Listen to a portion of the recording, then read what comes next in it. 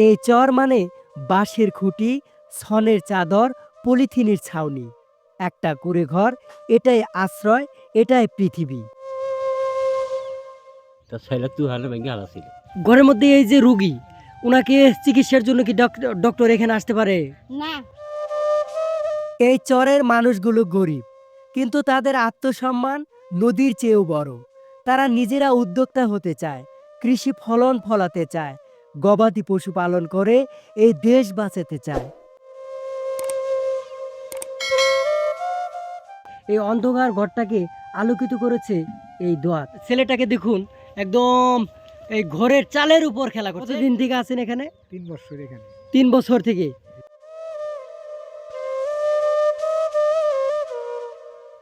উত্তরের সীমান্ত ঘিসা জনপদে ব্রহ্মপুত্রের বুকে জেগে ওঠা অজানা এক টুকরো মাটি এই চর।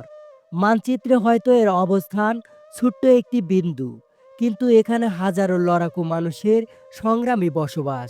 আসুন এই ভিডিও জুড়ে দেখে আসি গহীন চরের অবহেলিত সেই মানুষগুলোর বাস্তব জীবনের চিত্র। বন্ধুরা, 2টি গরু আর একটু কৃষি আবাদ আর নিজের খাবারের একটু জোগাড়, আর এই 3টার সাথে মোকাবেলা করেই এখানকার মানুষ জীবনযাপন করে। গেলে যে উঁচা করে যে ভিটা করে বাড়ি করছেন, তাহলে এখানে কি থাকার চিন্তা ভাবনা আছে স্থায়ীভাবে? হ্যাঁ হ্যাঁ নিয়ত আছে আল্লাহ দোল ছয় তাল থাকা হবে। তো এই জমিটা স্থায়ী জমি। হ্যাঁ স্থায়ী জমি। এতদিন কি অন্যের জমিতে ছিলেন? হ্যাঁ অন্য জমিনে মানে এখন কি যে নিজেদের ভিটা হ্যাঁ। মানে ভেসে উঠছে, বেশি হচ্ছে। তো এখন একটু আনন্দিত না? হ্যাঁ, আনন্দ। মুখে হাসি ফুটে আসছে। হ্যাঁ, সারা জীবন মানুষের জমিতে হ্যাঁ, হ্যাঁ। থাকলেন, অনেক হ্যাঁ, কষ্ট করলেন, অনেক কষ্ট এখন করলেন। নিজের জমিতে একটা বাড়ি। হ্যাঁ তো দেখুন ওনাদের মুখে কতটা হাসি, নিজের জমিতে বাড়ি করতে পেরেছে, এখানে স্থায়ীভাবে থাকার একটা চিন্তা ভাবনা। তো দেখুন সুন্দর করে বাড়ি সাজিয়েছেন এখানে। এই যে শুধু আবাদের ত্যাগিতে নয়, জীবন বাঁচানোর ত্যাগিতে, সারাটা জীবন এখানে কাটানোর ত্যাগিতে এভাবেই বাড়ি করে রেখেছেন এই আঙ্কেলগুলো। দেখুন বালুচর আর কাশ গাছ, আর এখানেই কিন্তু ভিটে করে এখানকার নতুন জনবসতি তৈরি হচ্ছে, নতুন ঘর বাড়িগুলো এভাবে সাজানো হচ্ছে। তবে এখানকার বিশেষত্ব হচ্ছে এখানে সবগুলো ঘরই কিন্তু মানে বেশিরভাগ ঘর এই যে ছন গাছ যে আছে, এই ছন গাছ বা এই কাশিয়া গাছ দিয়েই করা হয়েছে।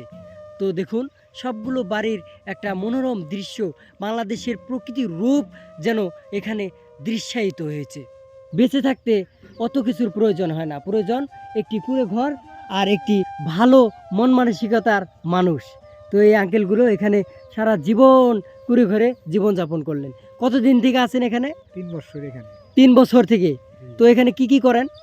এখানে কৃষি আবাদি করি, আর কিছু না। ভালো একটি ঘর, ভালো একটি জীবন বা জমি নেওয়া, এরকম কোনো ইয়া নাই, এরকম কোনো আশা নাই। আশা নাই, কর্ম কি দেয় ওটা আর করে পারি না, করতে পারেন না, ওটা করতে এর পারি জন্য না। যা করেন তাই খান, হ্যাঁ। এভাবেই বেঁচে আছেন কোনো এভাবে মতে। দেশে আছে। তো দেখুন এখানকার মানুষ কতটা সংগ্রামী, মানে একটু কৃষি আবাদ আর মানে পেটের ভাত জোগাতেই আমাদের হ্যাঁ, দিন। পেটের বাতি জীবনটাই গেল আমার এইভাবে, মানে পোলা পান 2টা পোলা, 2টাই লেখাপড়া করতেছে। তাদের খরচ, হ্যাঁ, তাদের খরচ করিয়া কোনো মতো আর কি ওষুধ পাতিয়ে এইভাবে যে জীবনযাপন করছেন। তো দেখুন এই কাকাগুলো কতটা সংগ্রামী তাদের জীবন। এই চরে আসলে তখন চোখের পানি ধরে রাখা যায় না, যখন রাতের আধারে একজন গর্ভবতী মা অসুস্থ হয়ে পড়েন। নেই অ্যাম্বুলেন্স, নেই ডাক্তার, আছে নদী আর অন্ধকার। জ্বর এখানে আতঙ্ক, রোগ মানে মৃত্যু ভয়। তবুও ভোর হলে মানুষ আবার কাজে যায়, কারণ পেটের ক্ষুধা কার জন্য অপেক্ষা করে না।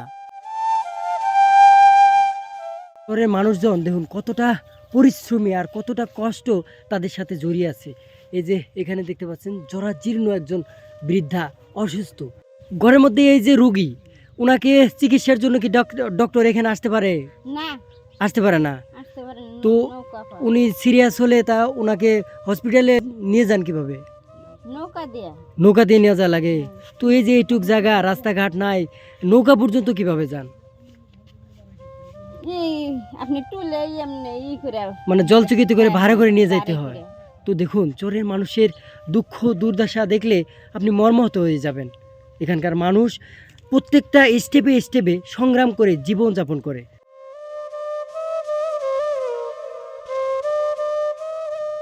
এই চরের শিশুরা কখনো শহরের উঁচু দালান দেখেনি বড় শপিং মল।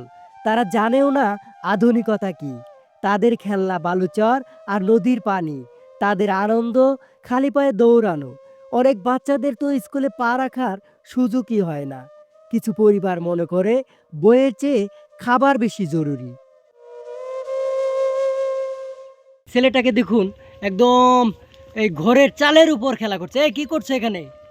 হ্যাঁ হ্যাঁ, কি খেলতেছো?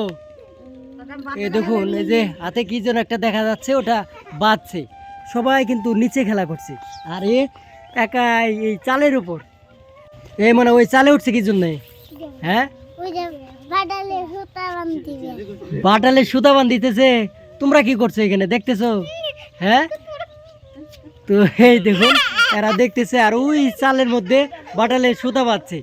একটু বেশি দুষ্ট, দেখুন চালে উঠে গেছে। তাই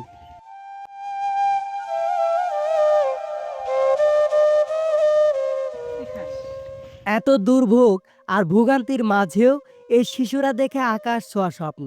বিস্তীর্ণ বালুচর, গহীন নদী পার হয়ে পা রাখে স্কুলের চৌকাঠে। কেউ হতে চায় শিক্ষক, কেউ পুলিশ, কেউ আবার ডাক্তার, যাতে একদিন এই চরে অসুস্থ হয়ে মানুষ কাঁদতে না হয়, ডুবে থাকতে না হয় অবহেলার অন্ধকারে।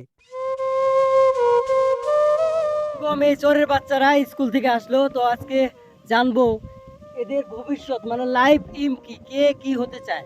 হুজুর। হুজুর হবে, অর্থাৎ তুমি পড়াশোনা করে আলেম হবে। তুমি পুলিশ। পুলিশ হবে। তুমি আর্মি। তুমি পুলিশ। পুলিশ। তুমি ডাক্তার। ডাক্তার। দেখেন, এক একজনের স্বপ্ন এক এক রকম। আসলে পরিস্থিতির শিকারে হয়তো কেউ কেউ ঝরেও যায়, কিন্তু এই যে ছোট ছোট ফুলের মতো মুখগুলো দেখছেন, এদের এই ফুলের মাঝে এক একজনের এক একটা স্বপ্ন। দোয়া করি। তুমি কি হতে চাও? আমি মানুষ হবো, পড়াশোনা করি মানুষ হতে চাও। তো আমার বন্ধু মানুষ হতে চায়, কিন্তু এই ফুলগুলো এক একজনের স্বপ্ন এক এক রকম। যাও, দোয়া করি সবার স্বপ্ন পূরণ হোক। যাও।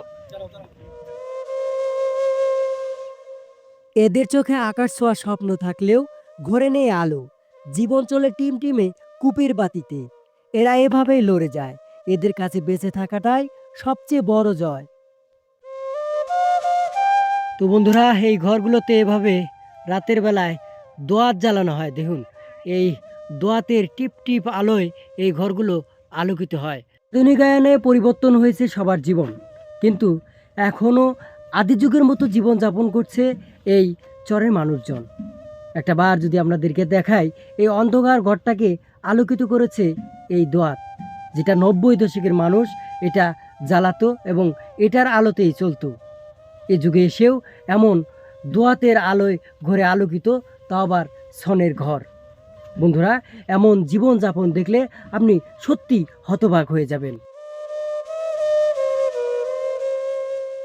এখানে ভালোবাসা দারিদ্র্যের চেয়েও শক্তিশালী।